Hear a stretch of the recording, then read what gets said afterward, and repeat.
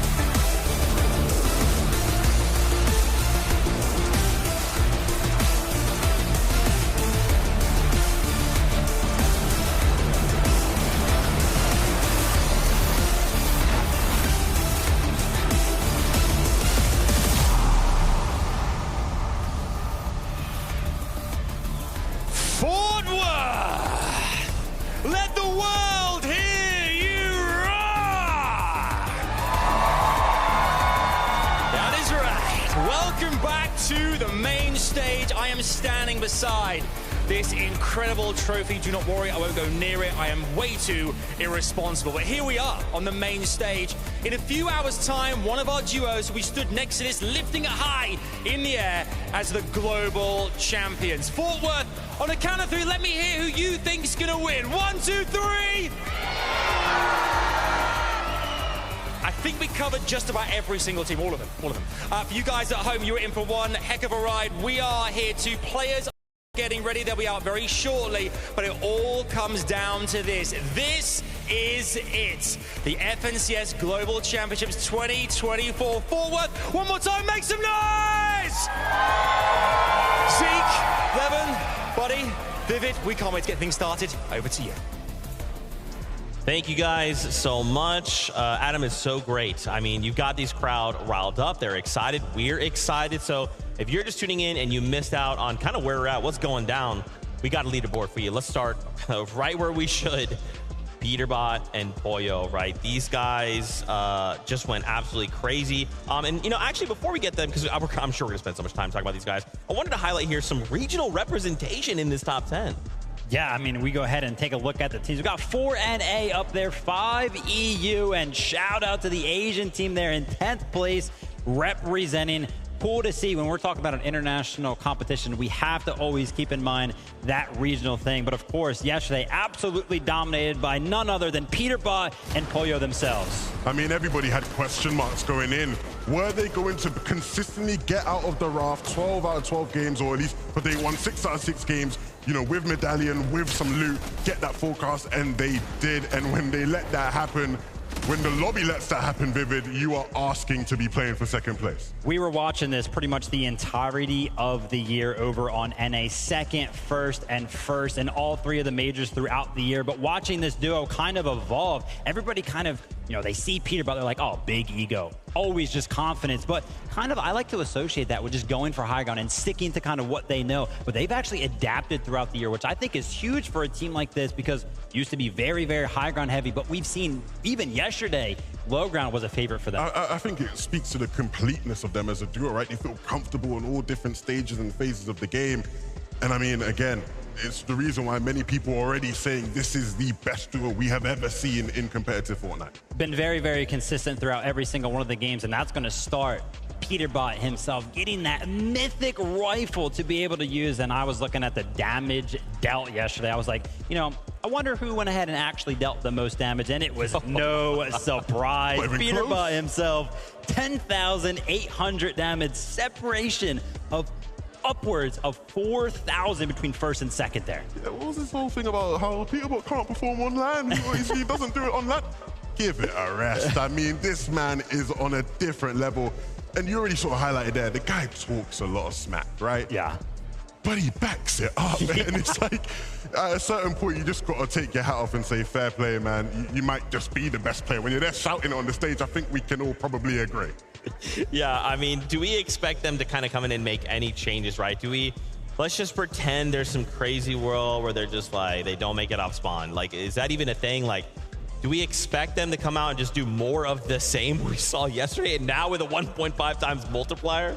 Nah, I think it's going to be more or less the same as what we saw yesterday, right? Zeke was kind of having a conversation earlier. It was like, yeah, they're kind of contested over at the raft. Like, that could kind of cause some problems.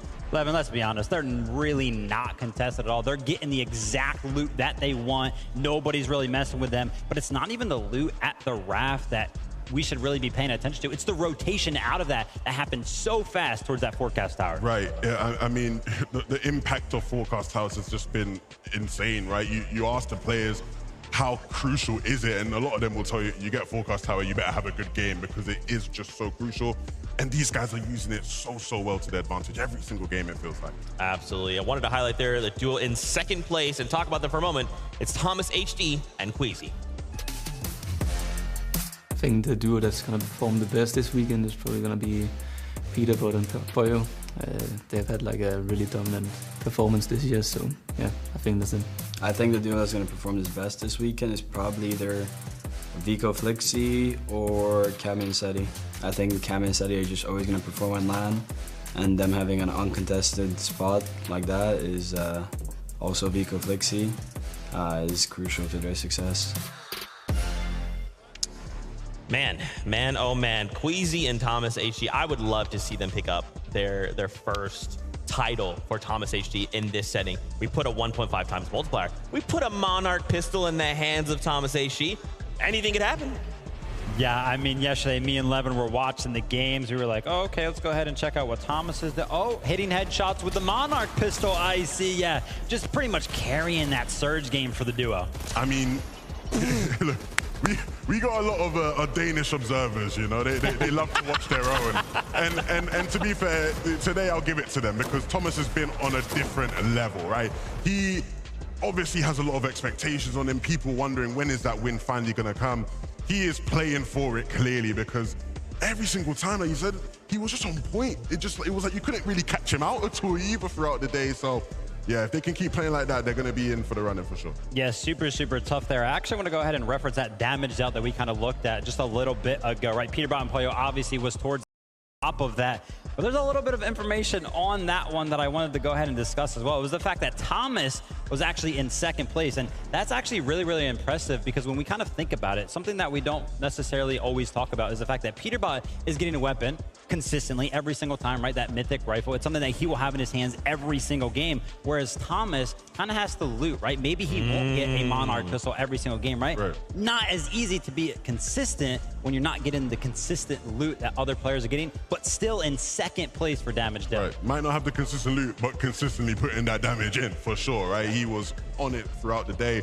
And it was just good to see both of them sort of in a really good flow, right? I think when you look at Queasy, he's clearly feeling very confident about the game plan and the strategy moving throughout the game. We spoke to him after the tournament yesterday, right? And he sort of was VOD reviewing, looking back at their games. And one thing he's noted that I thought was really interesting was he felt coming into the competition, their mid games was going to be their strong point. Like mid games would be easy. It was just about figuring out what they do in end game. Whereas yesterday, it felt like it was the opposite. Their end games were magnificent, whereas mid games at times could be a bit scrappy. And so seeing if they can work on that, that should be even better today.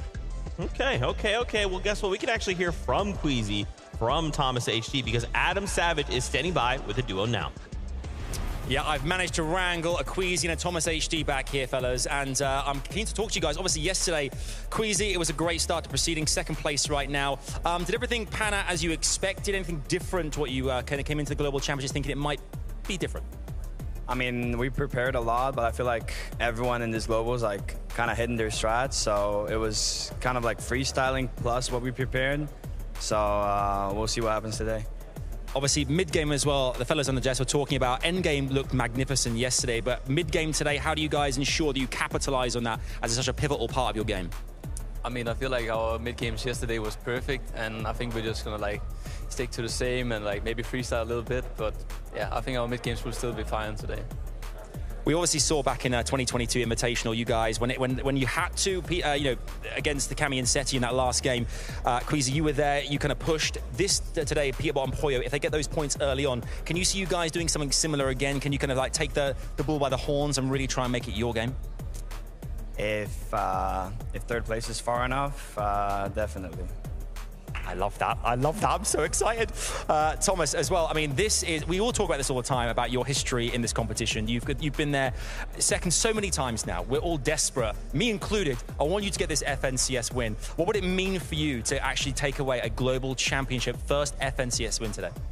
I mean, it would be crazy, like unreal. Like I would not expect to win on LAN as the first FNCS win, but yeah, it will literally complete my career, I feel like, and yeah. We can't wait to see what happens. Queasy and Thomas, you're going to get ready very soon, but it could happen. Second place right now. Later on, it could be first. We'll have to wait and see. It's back to Zeke and the fellas. Queasy, don't you get me excited like that, bro. They start landing on Peterbot and Pollo, I'm going to lose my mind. I'm going to pass out like 6 times. Levin's going to have to come over, pick me back up. It's going to be a crazy time.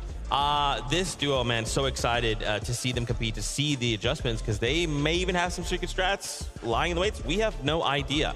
Let's take a look at that leaderboard, though. We wanted to kind of just talk through some of the more through some of the duos we're seeing, rather. In 10th place, we did want to kind of take a moment to double back here. Napoli, Coyote, they're in your 10th place. An Asia team representing and in that top 10. That's what I love to see. Huge there for the duo, right? Landing all the way up north. And honestly, the place that we kind of saw them mostly throughout the day yesterday was actually fighting over that bunker. Right, and obviously that bunker is usually claimed by Reet and Ritual. They're accustomed to fighting for it. And when I asked Reet and Ritual about, like, how do you feel fighting those guys, they've naturally, as you'd expect from Reet especially, felt incredibly confident.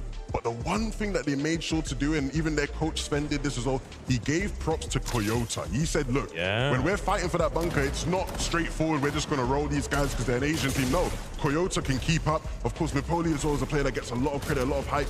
So it's good to see these guys repping their region strong, the highest sort of place in smaller region team right now. Hope we can see them stay in that top 10. And one of the most impressive things for me, and we actually saw, taking a look at some of those highlights right there, getting into the end game, 0 eliminations, right? If we kind of take a look at some of the competitions that happen on some of those smaller regions, those that kind of win FNCSs are placed very, very well, usually they have so many eliminations, right? That's kind of like their play style. That's how they get it done. That's how they get the win. But here, being able to kind of adjust, as you can see there, just 11 eliminations over the course of 6 games and still finding yourself in the top 10. That means to me that they're actually getting able to get that storm surge from a distance, which means that there's a strategy based around it. There must have been a ton of prep. Absolutely. We'll see if they can sort of keep that going, because as we know, with these 12-game formats, the meta evolves as the day, pans out, right? Queasy sort of mentioned it earlier. People freestyle, they figure things out as the games go by. So hopefully these guys can keep up with it. Yeah, and I think it's an interesting point you bring up that obviously they're getting, it seems like they should have more eliminations, but then you look at the top of the leaderboard, you're like, oh yeah, Peterbot, Pollo, they're kind of like affecting the entire lobby. So 11 eliminations over 6 games, good enough, works for us. We wanted to also highlight Acorn and Cold for you, obviously just a powerhouse of a duo coming out of NA. And now once again, we have to look at everything through the lens of the 1.5 times multiplier, right? They played super well yesterday, and I got to give a big shout out to the early game, right? How they actually handled being contested. First and foremost, just taking the fight to the other team and winning it, always there, and just always just so consistent, right? Levin, I got to give a shout out to you. Something that we talked about earlier yesterday was something that you gave a shout out to Acorn and Cold all the way at the beginning of the year. Yeah, I remember we did an episode of the Drop Spot, right? The first one of 2024. And the lovely Adam Savage asked me, who do you think is going to win the Global Championships? This was before Major 1 was even played. And to me, the obvious answer was just Acorn and Cold, right? Because they're a duo you can rely on, you can guarantee they're going to step up, going to perform. To what you said there about, 1.5x multiplier, Zeke, just now, recently in Major 3, day 1 of Grand Finals in NA wasn't the best day for them. Day 2, they were the best team on day 2 with the 1.5x multiplier, right? And it shot them all the way up the standings. So I, hope to see more from that today with these two. I'm a massive Cold fan as well. I think he's probably the only player that you could say really has matched the level or come close to the level of Peterbot over the past year. Cold gets so much love, and for good reason, right? I was like, how has Cold really played? Because we always see him towards the top of the leaderboard, and I took a look at it, and I was like, holy, it's like that? So Cold's made it to 13 FNCS finals. That includes Invitational and Globals last year. He has only placed outside of top 7 one time. Gosh. One time. Are you kidding me? So he's gotten top 7 12 times throughout FNCS. That's why those type of predictions are made. I love to hear it. I love to hear it. And what we would love to do is hear from Acorn. Adam Savage is standing by. Over to you. Thank you, guys. Yeah, I'm delighted to be joined by Acorn right now. We're just catching up about all things life in general, really. It's been such a great year for you guys, for you and Cold. Walk us through kind of like what happened yesterday, that first day. I want to talk about off-spawn particularly. Are things going in the right direction right now? Okay, so yesterday was a good day. We ended up 5th. Off-spawn's looking good. We eliminated them 3 times, and the other 3 times we just split it. So depending on our situation, we kind of make a decision. But it's looking good. Overall, I feel like we're in control. Because we were just talking just a second ago, and the confidence, despite the kind of like the big lead that Peterbot and Pollo have got themselves already, 5th place right now, there's still plenty to play for out there. Oh, we're winning. Oh, 100% we're winning. I love that. We're only going for first. The thing about me is I need that trophy. That's what people have to understand. I'm going for that trophy. That's what I want. I got my eyes on it. If we have to land on Peterbot, we're landing on Peterbot. I kind of respect the greediness. I love that. You want that trophy, it's yours. Talking about the rest of the day, I mean, this year you guys won Major 1. You've had an incredible time together as well. This would be the icing on the cake, obviously, but today, the 1.5 multiplier, how does that change things as well for the lobby in general and for you guys as a team? I think it's great. 1.5 times multiplier, it makes everyone still try. Even if you're in 50th place, you could still end up top 5. So I think it's great. Also, me and Cold, we're a day 2 team, so we adapt really well. Once we play first day, we learn from it. Day 2, we come back, we come strong, and we make sure to close it out. And finally, obviously, raising that trophy here in Fort Worth, the Global Championship trophy, to add to your career, the repertoire of stuff you've earned thus far, how great would it be here in this moment to do that in front of all your peers, all the other teams internationally, you and Cole lifting it high above your heads? I mean, that's like one of my biggest goals. Like that, I think that's the only thing that's left in Fortnite for me is just a LAN win. So. There you go. You heard it from Acorn right there. Could Acorn and Cole go all the way? They have everything lined up. They're very close to that top spot. Will it happen? We'll wait and see. Back to Zeke and the gang. I don't know if they got that on camera, but the moment that Acorn said, hey, we'll land on Peterbot, we'll land on Poyo if it has to go that way, the crowd erupted. They were like, yes, that's what we want to see. You can tell we've got some Acorn and Colt fans in the building. Clearly they respect the courage, right? I think that's what this game is all about. But it's so interesting how Acorn sort of echoed a very similar sentiment to Thomas HD and Creasy, where it's like, this is that last thing we want to achieve in our careers, and we are willing to do anything to make that happen. There's a lot of legacy riding on today for a lot of our historic players. I love the acknowledgement there from Acorn, right? Noticing or recognizing that they are a day 2 type of team. So it sounds like to me, they're feeling pretty confident. And how many other duos are feeling the same thing, right? Day number 2.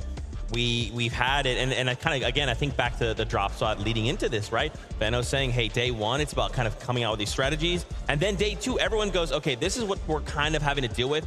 How are we going to respond, right? So some of these teams will definitely look to come out strong to just change. I mean, if we start to see people go, Peterbot Poyo, we're not going to give you that medallion. We need to take it back. I mean, how will that go? More to see in the future. With that being said, though, we were kind of curious to hear the players' thoughts on how they felt about each other. So take a listen. This is the biggest tournament of the season. 100 players, 50 teams of 2, players all around the world. They all travel to one place to play on a stage in front of everyone. One weekend, one map, last one standing wins the game, 12 games, and they crown the champion. That's how I'd explain it. No other game's doing it like Fortnite. The esports here is crazy. So the most consistent duo this year, I mean, it's obvious. Best duo in the world right now. I mean, placements speak for themselves. They got second major 1, first major 2, first major 3. And they won like a lot of duo cash cups, so. Well, the first season in general, they were dominating. Now they're looking really strong. I don't think anyone put them that crazy. Like 100% the most dominating team of everyone. I mean, there's no one else more consistent than us, I would say. I'm not sure that it will surprise anyone, but I'm pretty sure that Kami and Saitsu will do good, as they always do on LANs. They kind of just have everything scripted. They have the entire game scripted and how they're going to play it. They're always just one step ahead of everybody. I'll say Epic Whale and Muzz impressed me with their performance. We just stopped playing with them last season to play with Benno, and I was really hoping he qualifies for Globalist. So them getting, I think, 7th, it was impressive for me. And then another team which is like also pretty underrated still is Batman Boog and Rapid. I think they're also kind of underrated. I just think they match really well together, and like they know how to play the meta. They're good like fighters and all that. Rapid's a super smart guy. They've been doing really well these last 2 seasons, and they've kind of proven to everyone they're like as good as the rest of us. They're on a come up this year. They're doing good. I think they can sneak in a top 3 here if they play their best. So one person that I've been watching that I would really love to incorporate some of their game into my own is Seti and Kami as a duo. Actually, every single LAN they come from more prepared than anyone. They have more strats up their sleeve. They just create new strategy and new metas on their own. Basically, everyone watches their games to see like what they're doing, and then they can learn from what they do to implement it into their own game. I say probably Acorn and Cold. I think Acorn, he has a really good understanding of the play style that I try to play as well. I think we both kind of do the same thing. I want to see how he thinks about some situations. And then Cold, I mean, he's just a good fighter. If I want to do good that's not us, probably be Kanata and Cooper. Good friends with them, and I think they have a really big shot. I think Srizi and Yapko, because Srizi can play with his duo. Also last year he couldn't play on the LAN. Mariuka and Mirsash, because it's my friends. I hope Srizi does good at it, like he deserves it. I think he also deserves to play a good tournament too. I want Clays to get a top 3 for the first time in his career.